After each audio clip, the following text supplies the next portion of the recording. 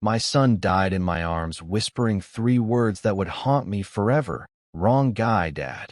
Blood pooled on the cracked sidewalk. His jersey soaked red. 16 years old. Honor student. Never touched a gun. And the Crips put 6 bullets in him because someone thought he looked like somebody else. Hit like, subscribe for more betrayal stories, and comment your city or country. I was inside our apartment when I heard the shots. 6 rapid cracks that made the windows rattle. I'd heard gunfire before. Different continent, different life. But this time my gut twisted in a way it never had in 15 years of Black Ops missions. This time it was close. Too close. I ran outside. Tristan was lying face up on the concrete, eyes wide, gasping. His phone was still in his hand. He'd been texting his girlfriend about picking her up for the movies. Tristan. I dropped beside him, pressed my hands against his chest. Blood pulsed through my fingers. Too much blood. Stay with me, son. Stay with me. His lips moved. Barely a whisper. Dad, wrong guy. What? What do you mean? They said wrong. His eyes lost focus. No, no, no. Tristan, look at me. I tilted his head back, checked his airway. Training kicked in. Pressure on the wounds. Elevate the legs. But I knew. I'd seen this before. Too many holes. Too much damage. People gathered on their porches, watching. No one came close. No one ever did in this neighborhood. I pulled out my phone and dialed 911, keeping pressure on his chest with my other hand. My son's been shot. Corner of Ashland and 5th. Multiple gunshot wounds. My voice cracked. He's 16. The operator's voice was calm, robotic. Sir, help is on the way. Is he breathing? Tristan's chest shuddered once, then stopped. Tristan? Tristan? Nothing. I started compressions. 30 pumps. 2 breaths. 30 pumps. His blood was all over me now. My hands. My shirt. I kept going. I couldn't stop. If I stopped, he was gone. Sirens wailed in the distance. Too slow. Always too slow. Come on, kid. Don't do this. Don't you dare do this. But he was already gone. I knew it. I'd known it the second I saw him on that sidewalk. The paramedics pulled me off him 5 minutes later. A young guy with tired eyes shook his head at his partner. They didn't even try. They just knew. I sat on the curb, hands shaking, while they covered my son with a yellow tarp. Yellow, like he was trash on the side of the road. A cop approached. Late 30s, thick mustache, bored expression. Detective Kyle Brennan, his badge said. You the father? I nodded. You see who did this? No. I was inside. Hear anything? Car. Voices. Just the shots. He wrote something in a little notepad. Your son involved in anything? Gangs. Drugs. I looked up at him. He's 16. He plays basketball. He wants to study engineering. Wanted, the detective corrected. Past tense now. He said it like he was ordering coffee. Look, I'll be straight with you. This neighborhood, gang violence. We got 50 cases like this a year. Most of them go cold. Witnesses don't talk. Evidence disappears. You understand what I'm saying? I understood perfectly. He wasn't going to do a damn thing. I need you to come down to the station tomorrow. Give a formal statement. Bring any recent photos of your son. We'll see what we can do. He walked away before I could respond. I sat there until they loaded Tristan into the ambulance. No lights. No sirens. He wasn't an emergency anymore. My wife Eliza pulled up 10 minutes later. Her sister must have called her. She got out of the car, saw the blood on the street, saw my face, and knew. She didn't scream. She just collapsed. Her knees hit the pavement, and she made this sound. Low, guttural, inhuman. I caught her before she fell completely. Held her while she sobbed into my chest. Who? She finally choked out. Who did this? I don't know yet. Yet. She pulled back, eyes red and swollen. What do you mean yet? I mean I'm going to find out. Victor, no. Let the police. The police won't do anything. You heard him. She grabbed my face. Victor, please. Don't. Don't go back to that. That person you used to be. She knew. Not everything, but enough. She knew I wasn't always the quiet mechanic who fixed cars, and coached Little League. She knew there was a reason I never talked about my time in the service. A reason I still woke up sometimes at 3 a.m., staring at the ceiling. He was our son, Eliza. And I don't want to lose you too. But she already had. The second Tristan whispered, "Wrong guy," something inside me shifted. Something I'd buried 15 years ago when I left the teams and promised myself I'd never go back. I walked Eliza to her sister's car. She was too broken to drive. Too broken to even stand on her own. As they pulled away, I looked back at the bloodstain on the sidewalk. Someone had already hosed down part of it, but you could still see the dark outline where my son had died. Wrong guy. That's what he said, which meant someone was looking for the right guy, and they thought Tristan was him. I pulled out my phone and made a call to a number I hadn't dialed in over a decade. It rang 4 times. Then a gruff voice answered. "Yeah, it's Victor." Long pause. "Ghost. That you? Ghost." That's what they call me back in the day. The operative who could slip in and out of hostile territory without leaving a trace. "I need information," I said. Crips operating in the Ashland district. Specifically, anyone who ordered a hit in the last 24 hours. Another pause. "Victor, you know I can't. My son is dead, Marcus. 16 years old. Shot 6 times on his way to the movies." Silence. "I'll call you back in an hour," Marcus finally said. I hung up and stared at the bloodstain one more time. They made a mistake. They killed the wrong person. And I was going to make sure they never made that mistake again. 3 days after Tristan died, we buried him under a gray sky that matched the hollow feeling in my chest. The funeral home was packed. Teachers, teammates, kids from his school who couldn't believe someone like Tristan was gone. He wasn't supposed to be the one in a casket. He was supposed to graduate. Go to college. Live. Eliza sat beside me in the front row, but we might as well have been in different countries. She hadn't spoken to me since that night. Not really. Just yes or no answers. Her eyes were empty, like someone had reached inside and scooped out everything that made her Eliza. Our older son Julian stood on her other side. 22 years old, jaw clenched, fists balled up. He looked like he wanted to put his hand through a wall. I knew the feeling. The pastor said something about heaven and peace and plans we don't understand. I stopped listening. What plan involves a 16-year-old honors student bleeding out on a sidewalk because someone couldn't tell him apart from a gang member?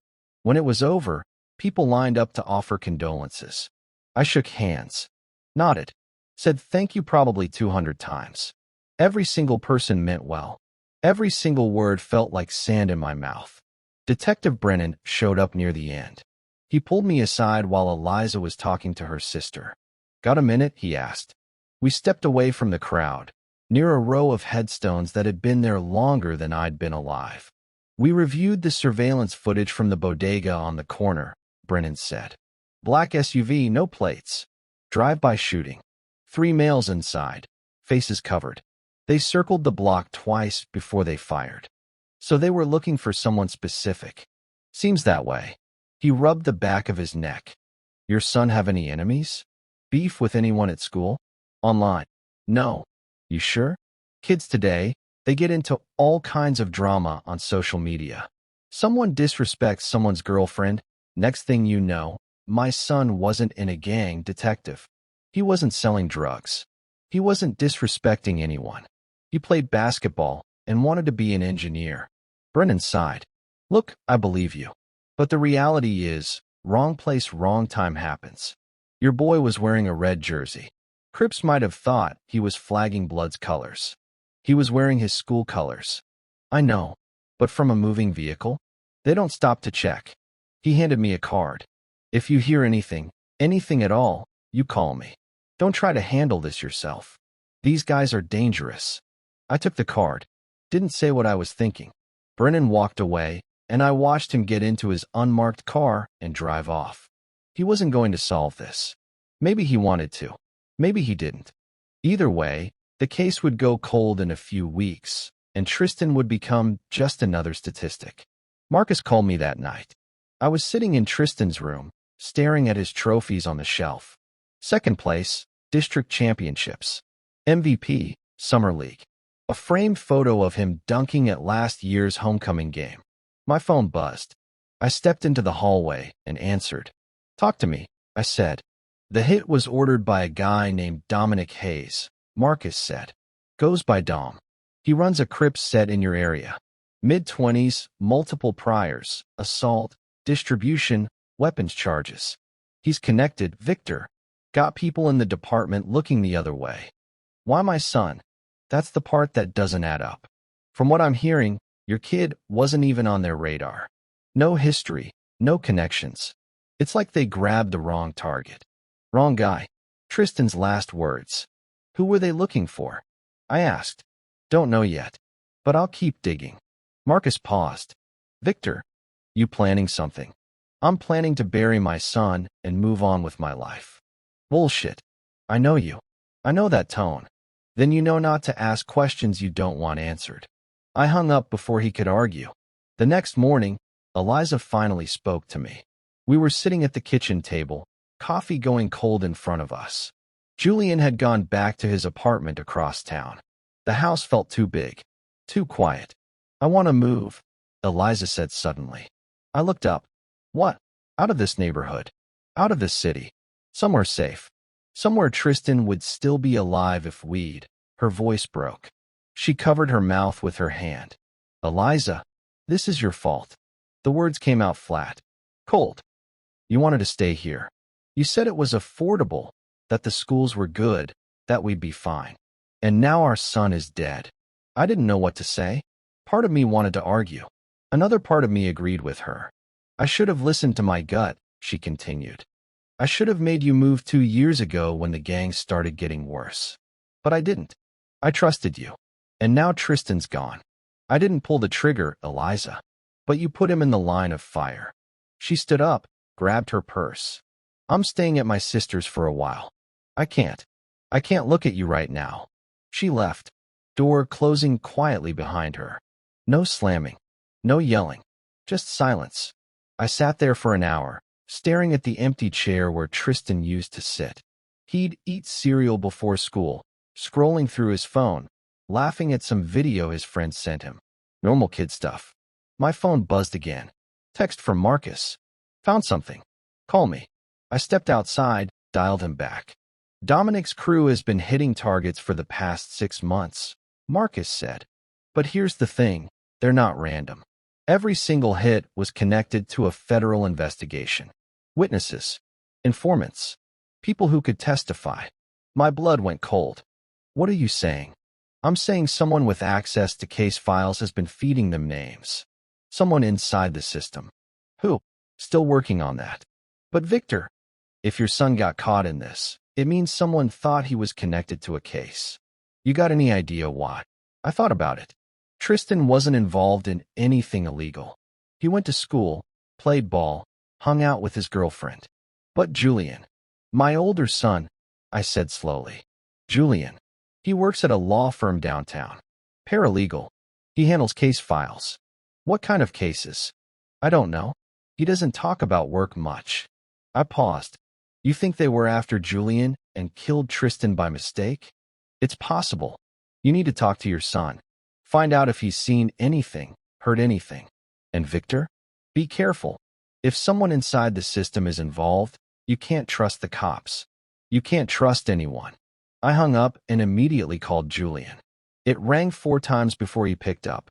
"Dad, I need you to come over. Right now." "What's going on?" "Just come over. Don't tell anyone where you're going." He showed up 20 minutes later, confused and worried. I sat him down at the kitchen table. "Julian, I need you to tell me the truth. Are you involved in anything? Anything that could have made you a target?" His face went pale.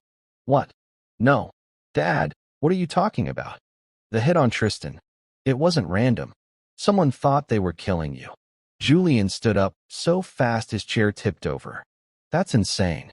Why would anyone answer the question? Have you seen something at work? Heard something? Anything involving gangs or dirty cops?" He opened his mouth, closed it. Then his expression changed. Fear crept into his eyes. "Julian, there was something." His voice shook. "A few months ago, I was working late, filing documents. I saw Detective Brennan in one of the conference rooms with my boss. They were arguing about money. Brennan said something about keeping cases quiet. I didn't think. I didn't think it meant anything. Detective Brennan. The same cop who showed up at Tristan's crime scene. The same cop who told me the case would probably go cold. Everything clicked into place. Did Brennan see you? I asked. Julian nodded slowly. Yeah. He looked right at me. Asked my boss who I was. I stood up, paced to the window. My hands were shaking. Not from fear. From rage. They killed my son because Julian saw something he shouldn't have. And Brennan was covering it up. Pack a bag, I told Julian. You're staying somewhere safe until I figure this out. Dad, what are you going to do? I looked at my son, my living son, and saw the fear in his eyes. The same fear Tristan must have felt in those last seconds. I'm going to make sure they never mistake us again. I sent Julian to stay with Marcus. If anyone could keep him safe, it was a former Delta operator living off-grid in rural Pennsylvania. Marcus didn't ask questions. He just said, I'll keep him breathing, and hung up. Now I was alone in my house, staring at a life I'd left behind 15 years ago. I went down to the basement, past the old furniture and Christmas decorations, past the boxes of Tristan's baby clothes Eliza couldn't bring herself to throw away. In the back corner, behind a false wall I'd built myself, was a black footlocker with a combination lock. I hadn't opened it since the day I retired from the teams. My hands hesitated on the lock. Opening this box meant going back, becoming someone I'd promised Eliza I'd never be again. But Tristan was dead. Julian was in hiding, and a dirty cop was covering up my son's murder. The lock clicked open. Inside was my old life. Fake IDs from a dozen countries. Encrypted hard drives. Burner phones. A Glock 19 I'd carried on my last mission. And beneath all of that, a folder with my service record, the parts that weren't classified anyway. Victor Reed, U.S. Army Special Operations. 15 years active duty. 73 confirmed missions across 12 countries. Specialty, infiltration, intelligence gathering, psychological operations. They called me Ghost because I could slip into hostile territory, gather intel, and disappear before anyone knew I was there. I didn't kick down doors or fire rockets. I dismantled organizations from the inside, turned allies into enemies, made people paranoid, careless, vulnerable. I never had to fire a shot on most missions. I just made my targets destroy themselves. That's what I was going to do to Dominic Hayes and Detective Brennan. I spent the next 2 days doing what I did best, watching, learning, becoming invisible.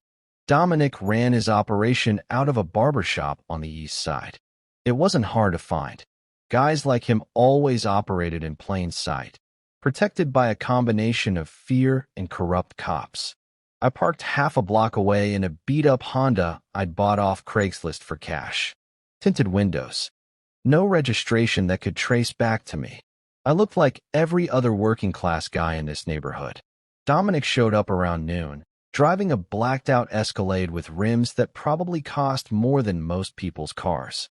He had 2 guys with him, both young, mid-20s, trying hard to look dangerous. They went inside the barbershop. I watched through a telephoto lens, taking photos, documenting faces, license plates, patterns. For hours later, a police cruiser pulled up. Detective Brennan stepped out, alone. He didn't go through the front door. He walked around back, into the alley. I grabbed a parabolic microphone from my bag, military grade, capable of picking up conversations from 200 yards away, and aimed it at the alley. Told you to lay low? Brennan's voice came through. Angry. Tense. Relax. That was Dominic. Cocky. Nobody saw nothing. You killed the wrong kid, you idiot. Now his father's asking questions. So? He's a mechanic. What's he gonna do? You don't know who you're dealing with, Brennan said. Victor Reed isn't just some mechanic. I ran his background. The guy's got a sealed military record. That means black ops. That means he's dangerous. Silence. I'll handle it, Dominic finally said. If he becomes a problem, I'll handle him too.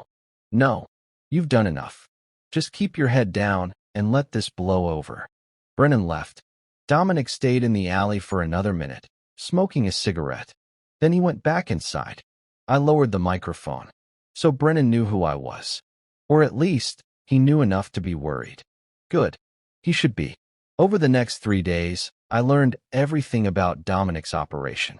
He had 12 guys working under him. They moved product, mostly cocaine and fentanyl, through a network of corner stores and auto shops. Brennan protected them by tipping them off before raids and burying evidence when arrests did happen. But the operation was sloppy. Dominic was young, arrogant, thought he was untouchable. His guys were loyal out of fear, not respect. That meant cracks. Weaknesses I could exploit. I started small. One of Dominic's stash houses was in an abandoned row home on Maple Street. 3 guys rotated shifts guarding it. I waited until 2 a.m., then slipped inside through a basement window they'd left unlocked. Inside were duffel bags filled with cash and drugs. Maybe $200,000 worth. I didn't take any of it. Instead, I planted a GPS tracker in one of the bags and left. 2 days later, I anonymously tipped off the DEA, not the local police, about the stash house. They raided it within hours. Arrested all 3 guys on duty. Seized everything. Dominic's crew was down 3 men and $200,000. And he had no idea who'd burned him.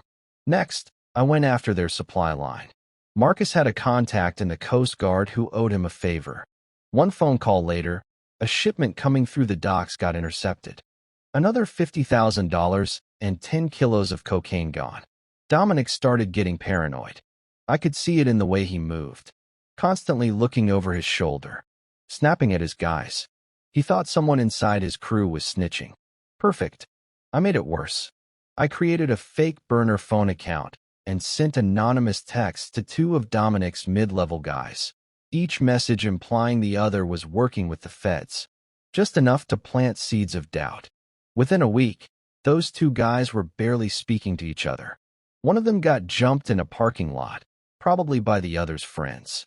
The crew was eating itself alive, and I hadn't fired a single shot. But I needed more than just chaos. I needed proof that Brennan ordered the hit on Julian. Proof that would hold up in a real court, not just the streets. That meant getting close. Closer than I'd been so far. I needed someone on the inside. Someone who could get me the information I needed without realizing they were being played. So I started going to the barber shop. Not as Victor Reed, the grieving father. As someone else entirely. I grew out my beard. Started dressing different. Baggy jeans, old sneakers, a Carhartt jacket. I walked with a slight limp, like I'd taken a bullet somewhere that never healed right. I became Eddie Grant, ex-con just out of state prison, looking for work.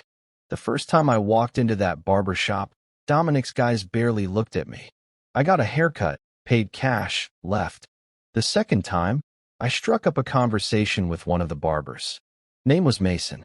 Early 20s, nervous energy, always looking at the door like he expected someone to kick it down. You know anybody hiring? I asked him. Just got out. Need work. Mason glanced toward the back room where Dominic was. What kind of work? Whatever pays. He studied me for a second, then nodded slowly. Maybe. Come back tomorrow. Talk to Dom. And just like that, I was in. The next day, I sat across from Dominic in the back office. He leaned back in his chair, sizing me up like I was a horse he was thinking about buying. Mason says you're looking for work, Dominic said. That's right. What were you in for? Assault. Guy owed me money. I collected. Dominic smiled. You good at collecting? I'm good at making problems disappear. He liked that answer. I might have something for you. Small job first. See how you handle it. What kind of job? There's a guy owes me 10 grand. Lives over on Sherman Avenue. You go talk to him. Convince him to pay up. You do that, we'll talk about more work. I nodded. When? Tonight. I left the barber shop with an address and a purpose.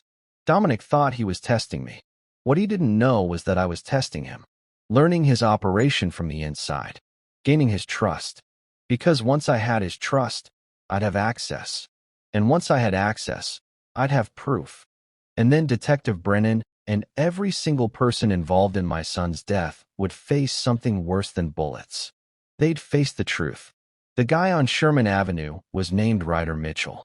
Small-time gambler who'd gotten in over his head betting on basketball games. He owed Dominic $10,000 and had been dodging collection for 3 weeks. I showed up at his apartment at 9 p.m., knocked on the door. When he opened it, I could see the fear in his eyes before I even said a word. "Ryder Mitchell?" I asked. "Who's asking?" "Someone who's here to help you solve a problem." He tried to close the door. I put my boot in the frame. Not aggressive, just firm. "I'm not here to hurt you," I said quietly. "But you owe money to people who will. So let's talk." He hesitated, then stepped back. I walked inside. The apartment was a mess. Empty beer cans, pizza boxes, a TV playing some late-night talk show on mute. Ryder was maybe 30, skinny, looked like he hadn't slept in days. "Look, man, I'm working on getting the money. I just need more time. How much you got right now?" "Maybe $2,000. "Where?" He pointed to a drawer in the kitchen. I opened it. There was a stack of crumpled bills held together with a rubber band. I counted it. $1,900. "This is what you're going to do," I said. "You're going to give me this money. Then you're going to pack a bag and leave town tonight. Go stay with family. Friends. Somewhere Dominic can't find you." Ryder blinked. "What?" "You heard me. Take the money you've got left and disappear. Because if you stick around, they're going to do worse than break your legs. But I still owe $8,000, not your problem anymore. I'll tell Dominic you skipped town. He'll write off the loss. You get to keep breathing. Everybody wins." He stared at me like I'd just offered him a winning lottery ticket. "Why would you do that?" "Because I'm not actually here to collect debts. I'm here for something bigger. Now pack your bag before I change my mind." Ryder didn't need to be told twice. He grabbed a duffel bag and started throwing clothes into it. 10 minutes later, he was out the door. I took the $1,900 back to Dominic, walked into the barber shop and dropped the cash on his desk. "Where's the rest?" Dominic asked. "He didn't have it, but I convinced him to pay you in installments. He'll have another $2,000 next week." Dominic counted the bills. "And you trust him to actually pay?" I made it clear what happens if he doesn't. Dominic nodded slowly. "All right. You did good. Come back tomorrow. I got another job for you." Over the next week, I became a regular fixture in Dominic's crew. Not a full member. Those guys had been with him for years, but close enough to hear things. See things. I learned their routines, where they kept their money, who they paid off. And most importantly, I learned about their connection to Detective Brennan. Brennan came by the barber shop twice that week. Both times, he went straight to the back office with Dominic. Both times, I made sure I was nearby, cleaning my gun or restocking inventory, just close enough to catch pieces of conversation. Federal heat coming down. Brennan's voice, tense. "Need to move the shipment faster." Dominic, frustrated. "That Reed guy is still asking questions." My ears perked up at my own name. "You worried about him?" Dominic asked. "I'm worried about what he might dig up. His kid saw something. That's why we—" Brennan stopped himself, lowered his voice. I couldn't make out the rest, but I'd heard enough. Brennan had just admitted, indirectly, that Tristan's death was connected to Julian witnessing something. I needed more. I needed Brennan to say it outright. On tape. That night, I broke into Brennan's car. It was parked in his driveway, a silver Dodge Charger with police plates. I planted a listening device under the driver's seat. Military grade. Voice activated. Everything he said in that car would be recorded to a cloud server only I could access. 3 days later, I hit gold. Brennan got a call while driving. I was sitting in my apartment, listening through headphones. "Yeah." Brennan answered. "It's me." Dominic's voice. "We got a problem." "What now?" "One of my guys says he saw someone watching the shop. Same car, 3 days in a row. Silver Accord. You know anything about that?" My blood went cold. That was my car. I'd been careful, but not careful enough. "Could be a Fed," Brennan said. "Or it could be that mechanic. Reed." Silence. "If it's Reed, you need to handle it," Brennan finally said. Quietly. No more mistakes like last time. Last time wasn't a mistake. You told us to hit the older kid. We followed your orders. I told you to scare Julian Reed, not kill a 16-year-old honor student. Now his father's digging into things, and if he finds out I'm involved, then we take him out too. No, not yet. If another Reed turns up dead, it'll bring federal attention we can't afford. Just keep eyes on him. If he gets too close, I'll give the word. The call ended. I sat there, headphones still on, hands shaking. Brennan had ordered the hit. Not on Tristan, on Julian. And Dominic's crew had screwed it up. Killed the wrong brother. I had it. On tape. Proof that a police detective had conspired with a gang to commit murder. But I couldn't just turn it over to the local cops. Brennan had people in the department. If I went through normal channels, the evidence would disappear, and I'd end up dead. I needed to go higher. Federal. I called Marcus. I need a contact at the FBI, I said. Someone clean. Someone who won't tip off local PD. What did you find? Proof that Detective Brennan ordered a hit on my son. Well, on Julian. They killed Tristan by mistake. Marcus swore under his breath. You recording this conversation? No. Good. I know someone. Special Agent Harper Chun. She's with the Public Corruption Unit.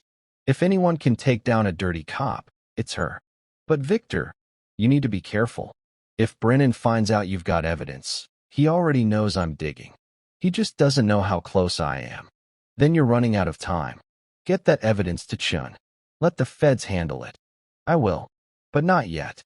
Victor, I need one more thing from Dominic. Something that ties him directly to Brennan. Right now, I've got a phone call. That's good, but it's not airtight. I need financial records. Text messages. Something undeniable. Marcus sighed. You're playing with fire. I've been playing with fire my whole life. I hung up and stared at the audio file on my laptop. Brennan's voice. Dominic's voice. Proof of conspiracy. But Marcus was right. A single phone call might not be enough. Defense lawyers could claim it was taken out of context. Edited. Fabricated. I needed more. Which meant I had to go deeper into Dominic's operation. Deeper than I'd ever gone before. The next day, I walked into the barber shop and found Dominic in the back office. He was counting cash, rubber banding stacks of hundreds. Eddie, he said without looking up. Good timing. Got a big job for you. What kind of job? Pickup. 10 kilos coming in through the docks tomorrow night. I need someone I trust to make sure it gets here safely. He looked up at me, studied my face. This was a test. A real one. If I passed, I'd be deeper inside his crew than any outsider had ever gotten. If I failed, I'd end up in the river. Who else is going? I asked. Just you and Mason. He knows the route. You're there to make sure nobody tries anything stupid. I nodded. What time? Midnight. Meet at the warehouse on Canal Street. I left the barber shop and immediately called Marcus again. I need DEA contact info, I said. Tomorrow night. Dominic's moving 10 kilos of cocaine through the docks. If we time this right, we can take down his entire operation and get the evidence we need to bury Brennan. You're setting up a sting? I'm setting up justice. Marcus gave me the name of a DEA agent he'd worked with overseas. I made the call, explained the situation. The agent agreed to have a team ready, but only if I could guarantee the intel was solid. It's solid, I said. Just make sure your people don't move until I give the signal. If they come in too early, Dominic will scatter, and we'll lose everything. Understood. Be careful, Victor. Everyone kept telling me to be careful. But careful wasn't going to bring my son back. Careful wasn't going to put the people who killed him behind bars. Tomorrow night, Dominic's world was going to collapse. And Detective Brennan was going to realize he'd made the biggest mistake of his life. They killed the wrong kid. And now the right father was coming for them. Midnight came fast. I met Mason at the warehouse on Canal Street, a crumbling brick building that used to be a textile factory back when this city had real jobs. Now it was just a shell where guys like Dominic moved product without anyone asking questions. Mason was leaning against a rusted delivery truck, smoking a cigarette. He was nervous. I could tell by the way he kept checking his phone, looking at the street like he expected police cruisers to come screaming around the corner. "You good?" I asked. "Yeah. This is a big shipment." Dom's on edge about it. "Why?" Mason shrugged. "Lost 2 stash houses in the past 2 weeks. He thinks someone's talking. Someone inside." Perfect. The paranoia I'd planted was spreading exactly how I wanted it to. A black panel van pulled up 10 minutes later. No plates. Windows tinted so dark you couldn't see inside. 2 guys got out, faces I didn't recognize. They opened the back doors. Inside were plastic-wrapped bricks stacked like Lego blocks. 10 kilos. Maybe $500,000 street value. Mason and I loaded the bricks into the delivery truck. The whole exchange took maybe 3 minutes. No words. No receipts. Just product changing hands. The panel van drove off. Mason climbed into the driver's seat. I got in the passenger's side, keeping my hand near the Glock tucked in my waistband. "Where to?" I asked. "Storage unit on the north side. Dom's got a climate-controlled space.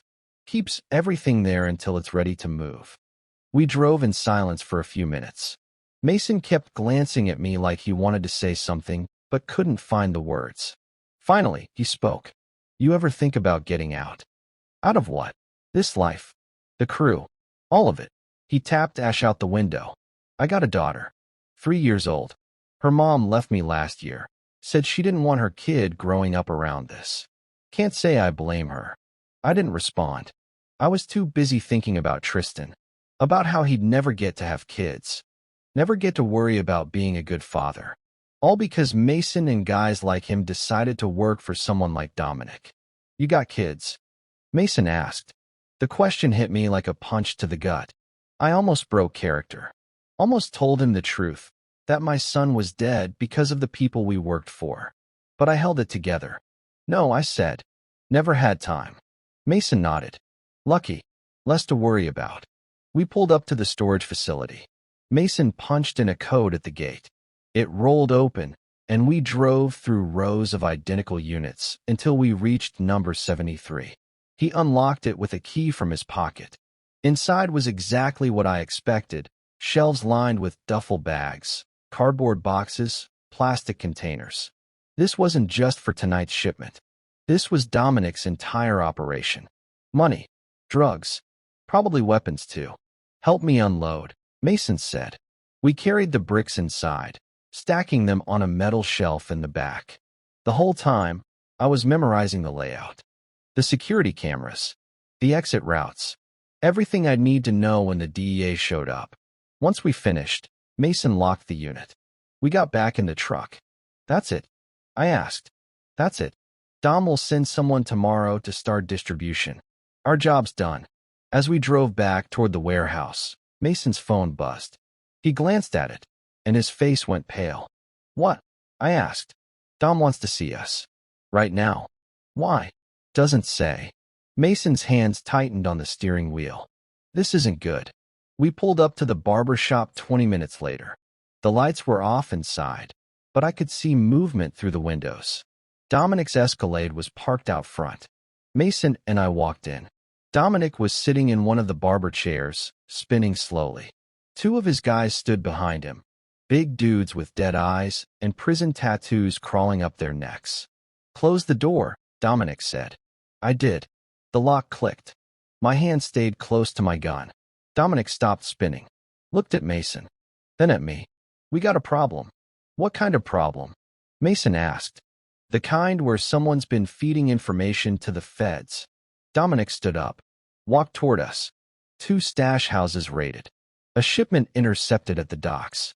And now I find out someone's been asking questions about Detective Brennan. My pulse quickened, but I kept my face neutral. "I don't know what you're talking about," Mason said, voice shaking. Dominic pulled out his phone, held it up. On the screen was a photo, grainy, taken from a distance, of me sitting in my silver Accord outside the barber shop. "This you, Eddie?" Dominic asked. I didn't answer. That's what I thought. Dominic nodded to his guys. They moved forward. I pulled my gun first, aimed it at Dominic's chest. Nobody moves. The 2 guys froze. Mason stumbled backward, hands up. Who the hell are you? Dominic asked. My name's Victor Reed. You killed my son 3 weeks ago. Shot him 6 times on his way to the movies. Remember? Dominic's expression didn't change. I don't know what you're talking about. Tristan Reed, 16 years old, honor student. You put bullets in him because you thought he was someone else. For the first time, I saw something flicker in Dominic's eyes. Not guilt. Recognition. The kid in the red jersey, he said quietly. That's right. Mason was backing toward the door. I swung the gun toward him. Don't. He stopped. Here's what's going to happen, I said. You're going to tell me exactly why you targeted my family. Who ordered the hit? And why? Dominic laughed. Actually laughed. You think I'm scared of you? You think waving a gun around makes you dangerous? I don't need to be dangerous. I just need you to talk. Or what? You'll shoot me? Then my guys outside will hear it and come in here and put you in the ground. There's nobody outside, I said calmly. I've been watching this place for 2 weeks. It's just you, those two, and Mason. And if you don't start talking, I'm going to make sure the DEA gets every piece of evidence I've collected on you and Detective Brennan.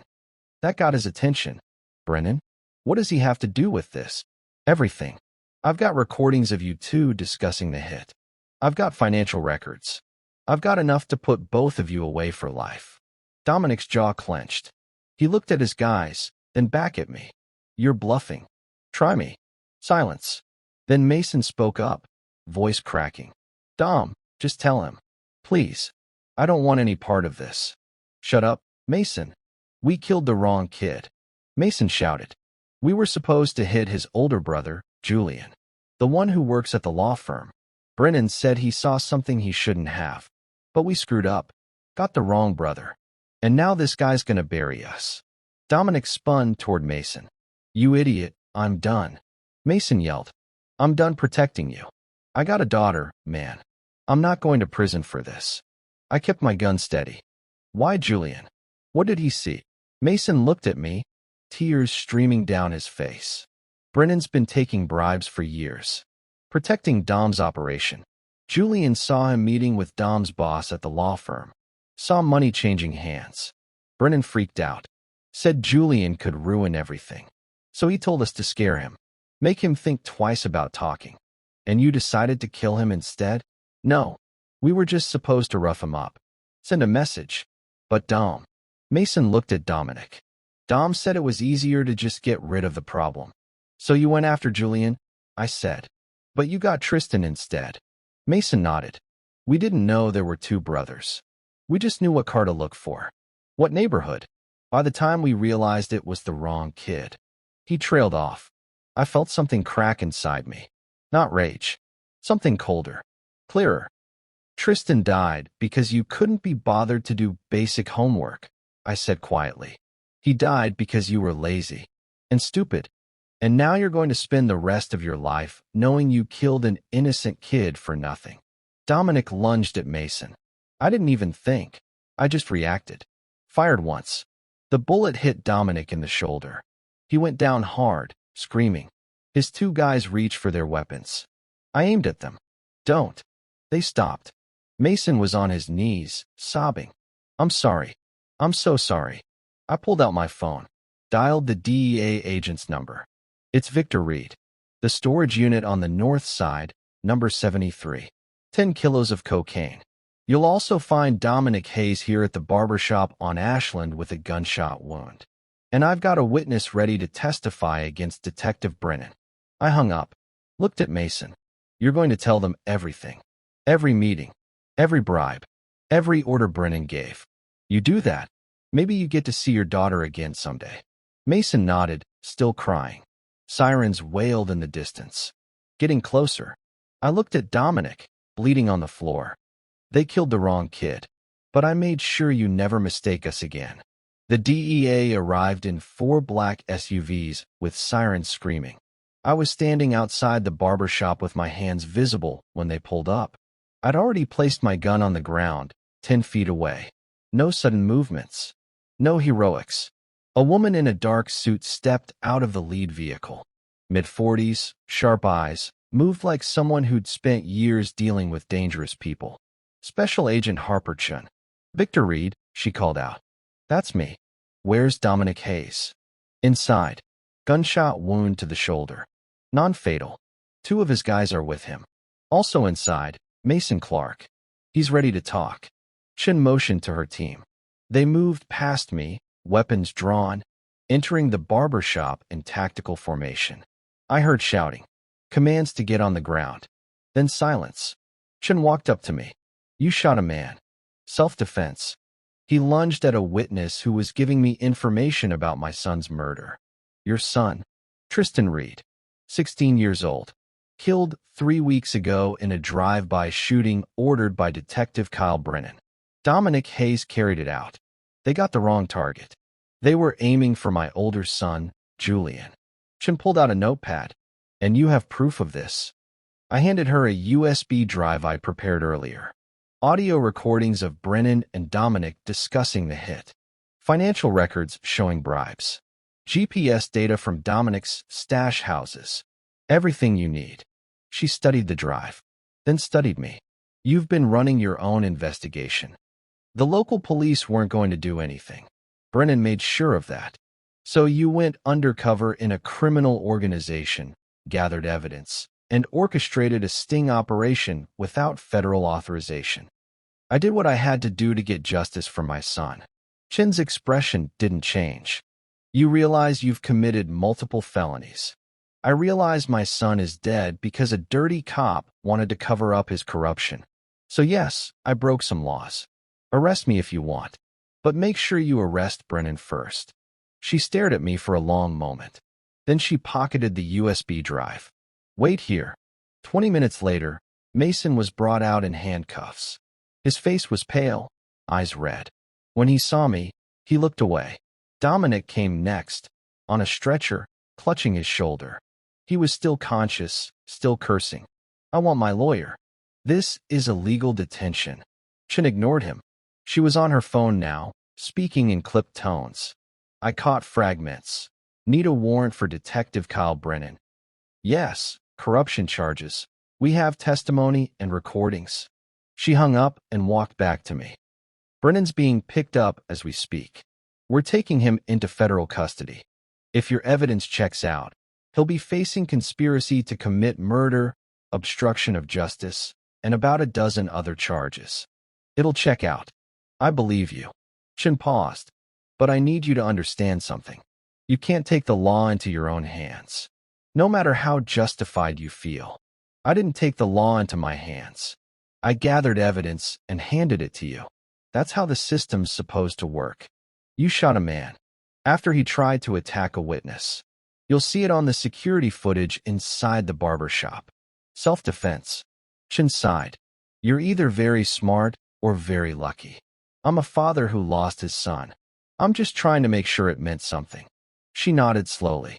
Go home, Mr. Reed. We'll be in touch. And if I find out you're still playing detective, I'll arrest you myself.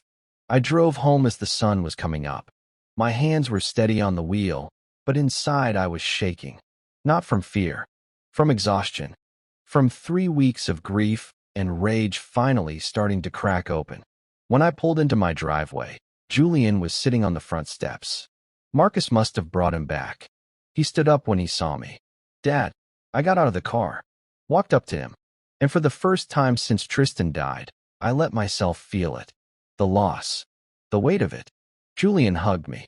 I held on to him like he might disappear too. They got him, I said quietly. They got Brennan. They got all of them. Julian pulled back, tears in his eyes. Is it over? Not yet, but soon. We went inside.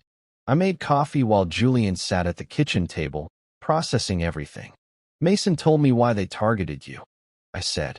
You saw Brennan taking bribes from Dominic's boss. At the law firm. Julian nodded. I didn't even realize what I was seeing at the time. I just thought it was weird that a cop was meeting with a client after hours. But then Brennan asked my boss who I was, and I got scared.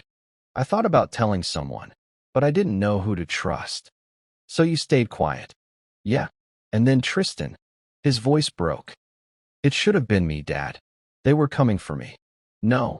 I sat down across from him. It shouldn't have been anyone. What happened to Tristan wasn't your fault. It was theirs. Brennan's. Dominic's. Don't carry that. How do I not carry it? I don't know yet. But we'll figure it out together. My phone buzzed. Text from Agent Shun, Brennan in custody. Lawyered up immediately. We're executing search warrants on his home and office. We'll update soon. I showed the message to Julian. It's happening. The system's finally working. But even as I said it, I knew the real fight was just beginning. Brennan had connections. Lawyers. People who owed him favors. Just because he was arrested didn't mean he'd go to prison. Over the next 3 days, I watched the news obsessively. Local stations picked up the story. Decorated detective arrested on federal corruption charges. Some outlets painted Brennan as a hero being railroaded by overzealous feds. Others dug into his history, found patterns of cases that went cold, evidence that disappeared, witnesses who suddenly refused to testify. The truth was coming out. Slowly, painfully, but it was coming. On the 4th day, Agent Chin called me. We searched Brennan's house. Found a safe in his basement. Inside were ledgers documenting every bribe he'd taken over the past 7 years. Names, dates, amounts. It's a prosecutorial gold mine. Will it stick? It'll stick. Brennan's going away for a long time. So is Dominic. Mason's cooperating fully in exchange for a reduced sentence. He'll do time, but not life. I close my eyes. And Tristan. The murder charge against Dominic and his crew includes your son. Mason's testimony makes it clear that Brennan ordered the hit, and Dominic carried it out. They'll both be held accountable. Thank you. Don't thank me. You did the work. Mr. Reed, what you did was incredibly dangerous. If things had gone wrong, they didn't. But they could have. Next time, there won't be a next time. I'm done. I meant it. I'd done what I set out to do. Tristan's killers were in custody. Brennan's empire was crumbling. Justice was happening. But that night, lying in bed, staring at the ceiling, I realized something. I'd gotten justice. But I hadn't gotten my son back. And I never would. Eliza still wasn't home. She was still staying at her sister's. Still couldn't look at me without seeing everything we'd lost. I picked up my phone. Texted her. They arrested Brennan. It's over. 3 dots appeared. Then disappeared. Then appeared again. Finally, she responded. I know. I saw the news. Can we talk? The dots appeared again. Stayed there for a long time. Then, not yet. I'm not ready. I set the phone down. Stared at the empty space beside me in bed where she used to sleep. I dismantled a criminal organization. Brought down a corrupt cop. Made sure the people who killed my son would face consequences. But I couldn't fix my marriage. Couldn't bring my wife home. Couldn't fill the hole Tristan left behind. And as I lay there in the dark, I realized the hardest part wasn't the investigation. It was learning how to live in a world where my son no longer existed. The day after Dominic's arrest, the city was in a frenzy. News outlets exploded with stories about the corrupt detective, the brutal gang lord, and the father who took justice into his own hands. But for me, the noise was background. The real work was just starting. Dominic's crew didn't disappear overnight. They scattered, scrambling to hold on to what was left of the empire he'd built. Without their leader, the gang fractured into rival factions, each paranoid and hungry for power. The street corner dances turned into battles, sharp stares, whispered threats, fists clenched and ready to erupt. I stayed on the sidelines, watching it all unfold. Violence wasn't the weapon I wanted. I wanted to break their ghost army from within. I wanted to weaken them by turning their own fears against them, just like I'd been trained to do on covert missions halfway around the world. Mason was in custody, cooperating with federal prosecutors in exchange for a lighter sentence. In some ways, I pitied him. He wasn't a killer, just a scared kid swept up in forces beyond his control. His daughter was placed with her grandmother temporarily, a fragile reminder of what we were fighting to protect. One chilly afternoon, I went to visit her under Mason's request. She was no more than 3, clutching a stuffed bear that seemed too big for her small hands. When I sat down beside her, She looked up with eyes that barely understood, but somehow mirrored the quiet loneliness inside me. I'm going to do everything I can, I told her, though it was a promise I wasn't sure I could keep. Back outside, the city breathed a slow, uneasy sigh. Dominic's gang was thinning under federal investigation, but they weren't finished. The fear of betrayal and the creeping suspicion that someone inside their inner circle was talking had taken hold. At night, I parked my car a block from another stash house, one of Dominic's smaller but vital secret locations. I watched through binoculars as the guards paced restlessly, eyes flicking to every shadow. I had tipped off the DEA with untraceable calls, giving them a window to strike. Within half an hour, federal agents crashed through the doors. Flashbangs exploded, shouts echoed, and the raid was clean. The stash house was seized, and 3 gang members arrested. This wasn't about revenge. It was about dismantling their power quietly and efficiently. Every tip I sent, every stockpile uncovered, was a piece removed from the puzzle. But I didn't stop there. I wanted Dominic's crew to unravel from the inside, to poison the trust that bound them. So I laid down whispers, rumors sent through burner phones disguised as betrayals. I suggested one lieutenant was talking to law enforcement. Another was secretly feeding information. I carefully crafted messages designed to sow suspicion and paranoia. Within days, the divisions started showing. A fistfight erupted between 2 mid-level enforcers in front of one of their favorite hangouts. Videos of the fight made the rounds on social media, adding public humiliation to their fear. Rumors spread like wildfire, and old friendships cracked. The gang was eating itself alive. Most of this was done without firing a single bullet from my weapon. This was psychological warfare, and I was a master of it. All the while, I was digging deeper into Brennan's network. I spent hours poring over financial records, searching for hidden transactions. I uncovered bank accounts linked to shell companies, payments made to shadowy figures, and offshore accounts used to launder dirty money.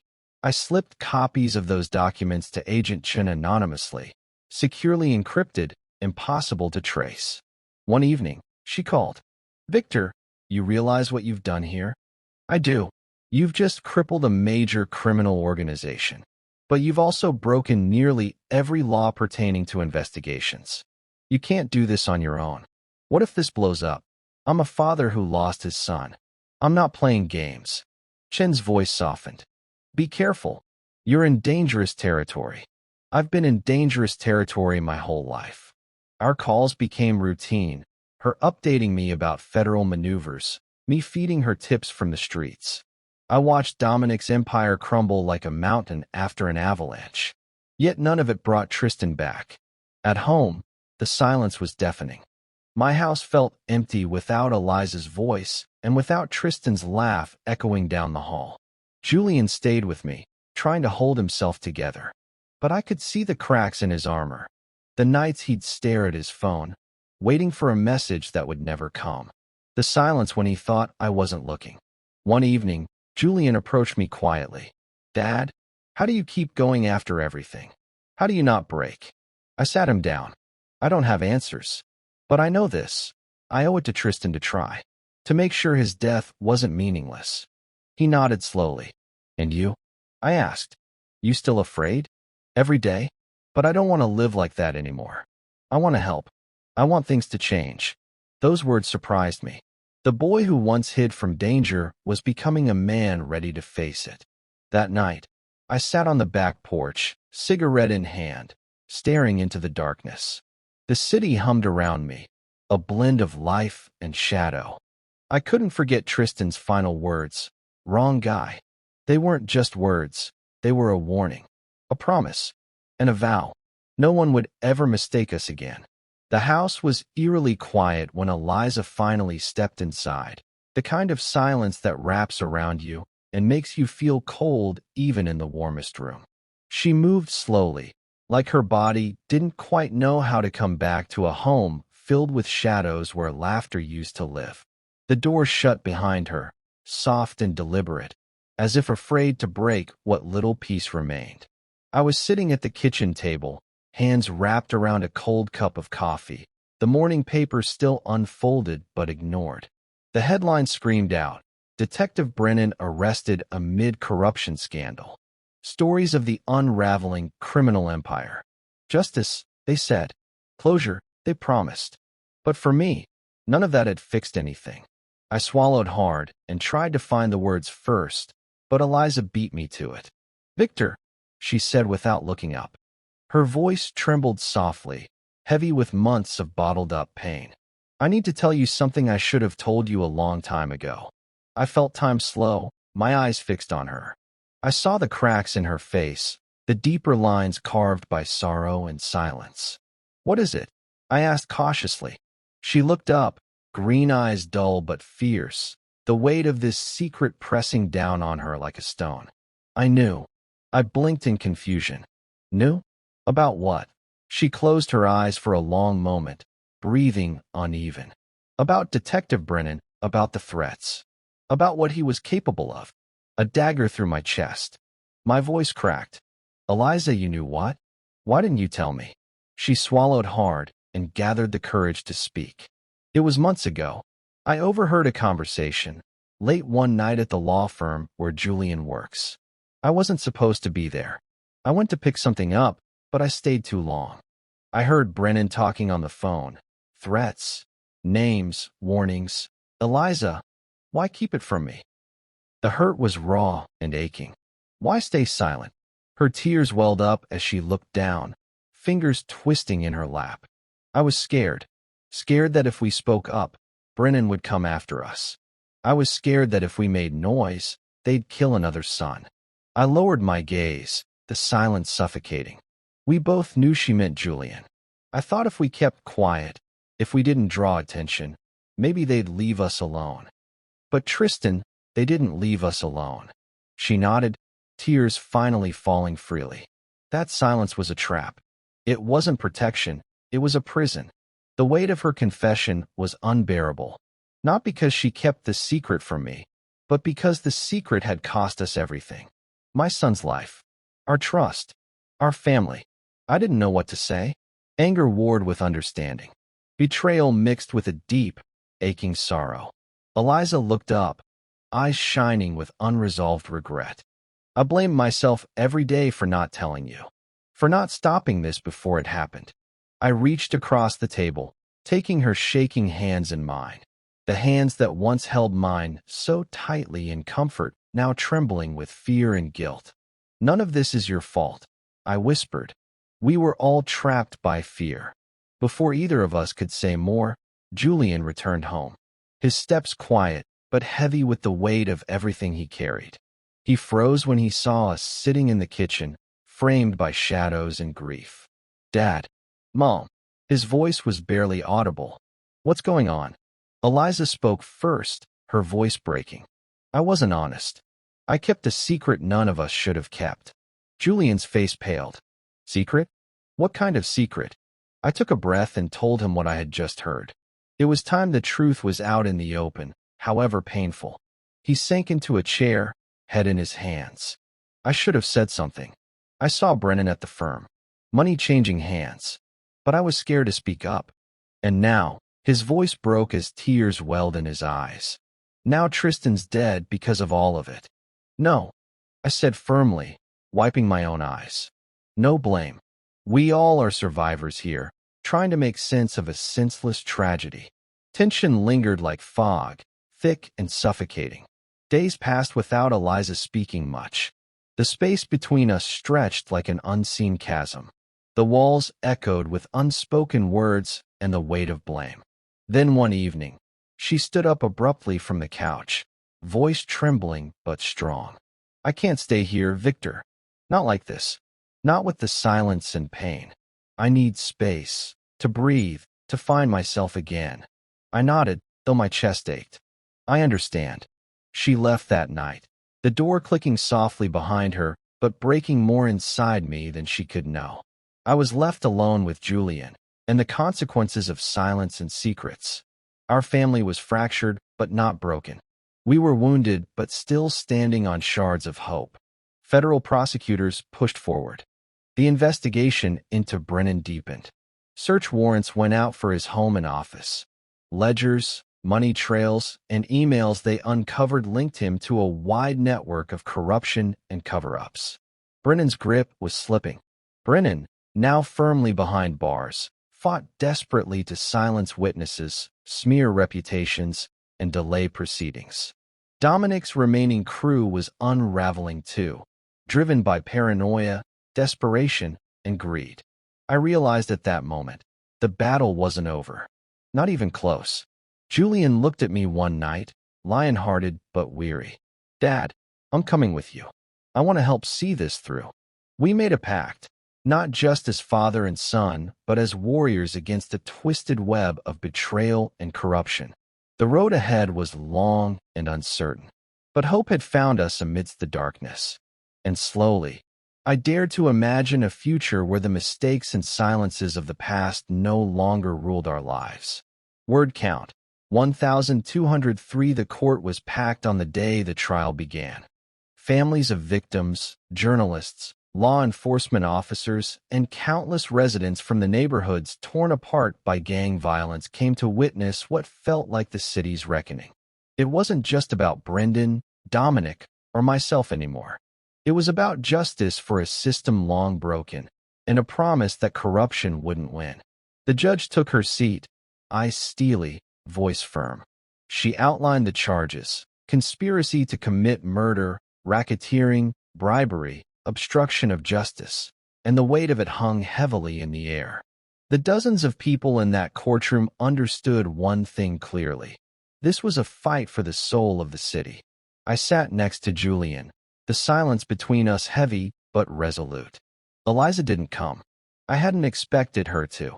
Her wounds were still too fresh, and we were both learning how to carry this pain differently. The prosecution laid out the case with cold, undeniable clarity. Several witnesses testified, including Mason, whose voice was steady and calm despite the toll the past months had taken. He described every meeting, every secret handoff, every bribe paid to Brennan, and the order issued to silence Julian by targeting the wrong brother. That testimony struck especially hard, the courtroom holding its breath as Mason folded under the burden of his past actions, but showed the courage to speak truth. When Brennan took the stand, his demeanor was as icy as ever. He denied everything, claiming the tapes were doctored, the witnesses coerced. He tried to point fingers elsewhere, to smear reputations and sow doubt. But the evidence, mountains of recordings, financial records, phone logs, stood like unshakable pillars. Even his closest allies appeared hesitant, whispers of betrayal spreading through his ranks. Dominic's defense took a similar approach, trying to cast suspicion on Mason, painting him as a desperate man seeking leniency by fabricating stories. Yet, the truth bent but never broke. Surveillance footage, intercepted communications, and the testimony of federal agents who had dismantled his network told a different tale, and the jury listened. Days slipped into weeks as the jurors deliberated. Each hour stretched painfully, the weight of every decision plenty to crush weaker men. Julian and I met in whispers during recesses, sharing our fears and holding on to the hope justice would be served. Finally, the moment arrived. The courtroom was filled with a nervous hush as the judge read the verdict in a solemn voice. On all counts, the defendant is found guilty. Relief flooded me, but so did exhaustion. Justice had been served, but at a cost no one could fully measure. Outside the courthouse, a swarm of reporters pressed in, flashing cameras and shouting questions. I answered when I could, choosing words carefully. This verdict is for Tristan, for every family shattered by senseless violence and corruption. It is a step, but not the end. There is still much work to protect our communities. Julian stood beside me, wounded yet unbroken, a quiet force. That evening, I made my way to the cemetery alone. The headstone was new, adorned with flowers Eliza had sent days ago, and small mementos from friends and neighbors who mourned the son I'd lost. I knelt beside it, voice breaking as I whispered into the fading light. Tristan, you were taken far too soon. But your death woke a city to a truth it could no longer ignore. You changed the world, even if you never saw it. As I rose, Julian approached, placing a firm hand on my shoulder. We carry that change forward, Dad. We fight for a future where no family suffers what ours has. His strength gave me courage I hadn't known I needed. Walking away, city lights flickered on, casting a hopeful glow in the gathering night. Justice had been done, but healing would take time, and I was determined to be there for it all. 6 months had passed since the courtroom's verdict that finally delivered justice. The city I knew was forever changed, quieter in some neighborhoods, cautiously hopeful in others. The scars of the past still lay deep beneath the streets and faces, but slowly, the darkness was retreating, replaced by something fragile and new: hope. I had thrown myself into building the Tristan Foundation, named in honor of the son I lost too soon. The foundation's purpose was simple but powerful: to help families caught in the spiral of gang violence find their way out, offering guidance, counseling, and a future free from fear. The old textile building we refurbished to house the foundation was far from glamorous. But within those brick walls, the air buzzed with quiet determination. Julian stood there most days, surrounded by kids who looked at him like a beacon of change, a man who had suffered but wasn't broken. One late fall morning, as the amber leaves danced across the sidewalk outside, Eliza and I met at the Foundation's modest office. The space felt alive with possibility. The bright flyers on the walls, the scent of fresh coffee, the chatter of volunteers planning upcoming events. Eliza looked at me, the pain in her eyes tempered by the growing strength of a woman fighting to heal. "We've lost so much," she said softly, her voice barely above a whisper. "But maybe this is how we begin to find our way back." I nodded, catching a glimpse of the hope I wanted to believe in. It's the only way forward. Julian, meanwhile, had transformed into a man I barely recognized: strong, compassionate, driven by a passion to leave the world better than he found it. I often found him teaching new recruits, kids just old enough to be caught between childhood and the harsh realities outside our doors. They hung on his every word about staying safe, making good choices, and dreaming bigger than the circumstances they were born into. One afternoon, I felt the weight of the past pulling me back to the place it began. I went alone to visit Tristan's grave. The headstone was polished, with a new plaque dedicating the foundation to his memory. Flowers surrounded the stone, small tokens of love left by friends, neighbors, and people whose lives had been touched by our story. I knelt beside the grave and whispered in the fading light, voice thick with emotion. "Tristan, your life was far too short, but your death shook this city awake. You were the spark that caught fire. I promise you, your story will not be forgotten. It will fuel change, fight for those who cannot fight for themselves." As I stood and looked back at the stone, the chill of the autumn air wasn't the only thing brushing my skin. A question, a heavy and raw question, pressed deep inside my heart, one I couldn't silence. How do you truly live after loss like this? How do you move forward when grief feels like it might drown you forever? The truth was, I didn't have a clear answer yet. But what I did have was purpose, a reason to rise every morning and keep fighting. The foundation was blossoming, but the wounds ran deep, not just mine, but for so many families like ours. Every story we heard echoed a familiar ache: a mother's whispered prayers, a father's silent struggles, children caught in violence not of their making. One evening, as I locked up the foundation, Julian caught me. "We've come a long way," he said, voice steady, eyes fierce. "Too long," I admitted. "But every step counts." He paused, then asked, "Dad, how do we find peace after all this? Can we ever heal?" I looked at him, the boy who watched his brother die, the teenager who learned pain too early, now becoming a man who fought for justice and hope. "We heal by living, I said simply. By honoring those we lost through what we do every day. By fighting to make sure no other family has to face what we did. Julian smiled faintly. I want to be part of that. We'll do it together, I promised. Before we part today, I have something to ask you. Where are you watching from? What city or country holds your heart right now? Share it with me in the comments below. I want to know the faces behind the screens, the places where these stories reach. And if this story touched you, if it gripped your heart the way it was meant to, please hit like, subscribe, and tap that bell so you never miss a new tale from Betrayal Stories Lab. The next story? It's already brewing, thrilling, epic, filled with quiet revenge and emotional justice. It's a story you don't want to miss. Also, I want to hear from you. What kinds of stories do you want to see next? Do you crave heartbreaking family dramas? Military tales wrapped in secrets and silent wars? Or stories of betrayal that shatter trust and fuel fierce revenge? Tell me in the comments so I can bring you the stories you truly want to hear and that you won't forget. This story closes here, but a legacy remains. Of love and loss. Of pain and healing. 6 months. A year from now. Maybe more. No matter what comes, no matter how time moves or memories fade, the promise stands. They will never mistake us again. Thank you for being part of this journey. Until next time, stay strong, stay hopeful, and keep the faith.